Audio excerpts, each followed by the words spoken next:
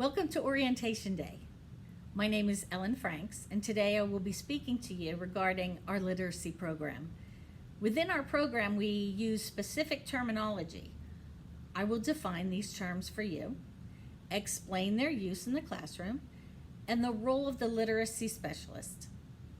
Reading or literacy assessment is the process of gathering data in order to better understand the strengths and weaknesses of a student's learning. It is crucial that you evaluate and assess your students to monitor their progress throughout the year. Using formative and summative assessments will help you do just that. When you receive information about your students, chances are there will be some type of achievement test score. Our state uses the NJSLA test. Also, you will be instructed by your administrator to give a baseline assessment. These tests can be used to give you an idea of your students' literacy levels.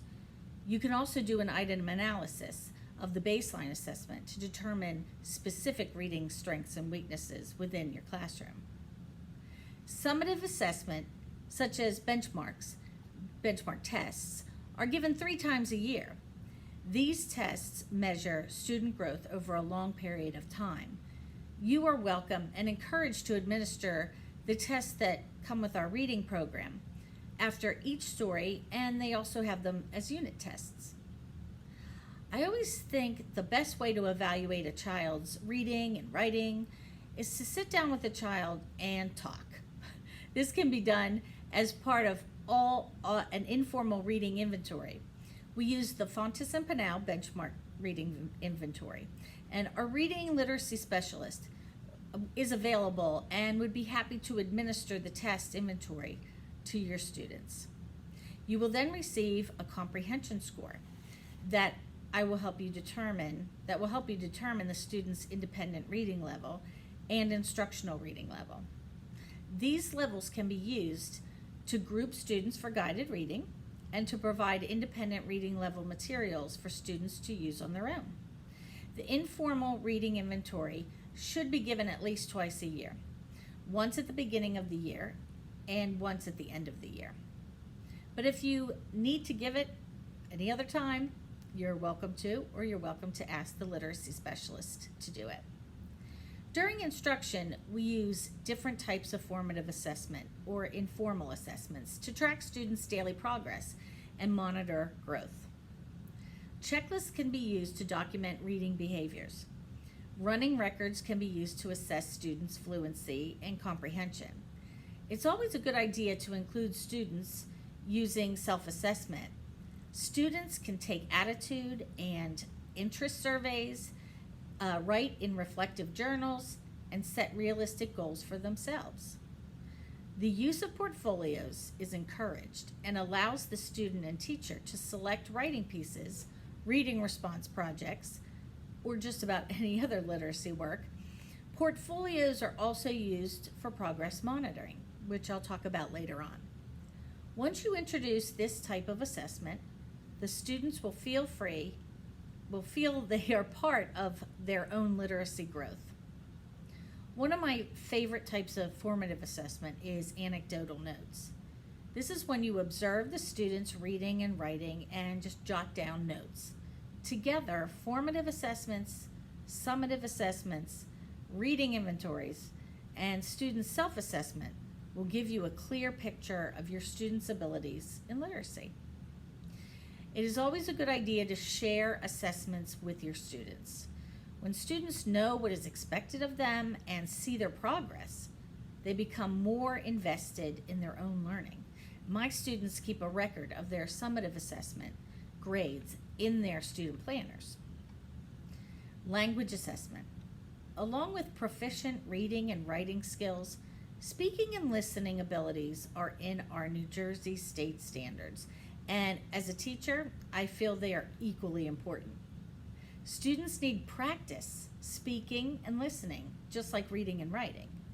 Book discussions, group book talks, and collaborative discussions are some of the activities that you can use to give students the opportunity to communicate as they focus on a topic or a specific book or story. These activities lend themselves to both listening and speaking. If you want students to practice listening, just listening, and are learning about something specific in science, such as Jane Goodall, you can watch the National Geographic video and ask the students to write examples of how Jane observed chimpanzees. I love to combine content with reading and writing. By using a variety of projects, teachers can do just that. For example, writing a reader's theater for a scene in a story the group is reading and then performing it for the class, or a student or a group of students. Also, a student or a group of students can dress up like a character and make a speech about something in the story. Writing letters to a character from another character in the story, explaining a situation or problem from their point of view. Assessment of students' speaking and listening skills is based on our New Jersey state standards. For each grade, we have developed checklists to document students' abilities during collaborative discussions. For older students, we use rubrics to focus on each aspect of the standards. The rubrics are shared with students before we start a speaking or listening project, so students are fully aware of the expectations. Keep in mind, language assessments should be focused on the standards, but not all of them at once. Rubrics can be made to grade appropriate expectations. Students will not respond well to a rubric with many cells. So start with one cell to measure part of the standard and then build from there. Remediation is the term we use when you as a classroom teacher must reteach a skill to a student or a group of students who indicate they need extra help through formative assessment during the lesson. Some students just need a little extra help or to be taught using a different method. It is always helpful to reteach students in a small group so they can ask questions they might not normally feel comfortable asking in front of the class. When you develop a trusting relationship with your students, you will help make it easier for them to ask for help and feel less anxious when you call them back to a small group. If you want to use the term remediation, you can, but I like to refer to it as looking at the skill together. For example, I might ask Tommy to come back to the group table saying, Tommy, come on back to the group with me and we'll look at the work together. Not every student will need remediation every day, so the stigma of working with a teacher can be avoided. Our reading literacy specialist has suggestions for remediation of literacy skills. She is available if you need her assistance. Intervention is the term we use when remediation is not enough. Students in our district qualify for intervention when their test scores indicate they're falling behind due to basic skill deficiencies, but they do not qualify for special education. At the beginning of each year, our reading literacy specialist spends a lot of time with all of the students to develop relationships that invoke friendship and trust. This program is taught by our reading literacy specialist. The students in the program are helped in the classroom as well as pulled out of the classroom. When we're introducing a unit or reading a story as a class, the intervention teacher will come into the classroom to support the students. She may pull a group to the back table or work with them at their seats. Now, progress monitoring refers to measures we use throughout the year to determine if students have made improvements and if our instruction has been effective.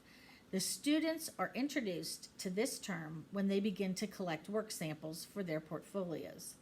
Keeping work samples gives the teacher and the student a chance to reflect on the progress that has been made. Other forms of progress monitoring are recognition of sight words, fluency checks, or skill checklists from observations. Progress monitoring gives the teacher information that can help them decide whether there's a need for additional support, a change in instructional practice, or a need for a more in-depth diagnostic assessment to obtain more information about a child's performance. If you feel a student needs a diagnostic assessment, a reading specialist will work with you to help you answer a couple of questions first. Is the student improving as expected? And if not, what adjustments in instruction do we need to make? Diagnostic tests are standardized tests that measure a student's strengths and weaknesses.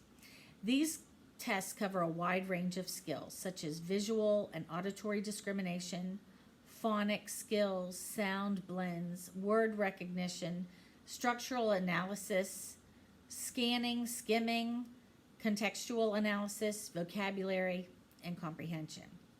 Our reading literacy specialist administers the tests and will share the results with you.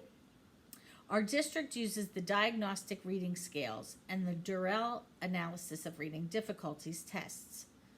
Unfortunately, diagnostic tests only tell us what the student's strengths and weaknesses are, but not the cause of the weaknesses. Teachers work together with a reading literacy specialist to determine what teaching methods would be most beneficial for that student. I know I've given you a lot of information in a short period of time. Please feel free to contact me or our reading literacy specialist if you have any questions at all. Have a great school year.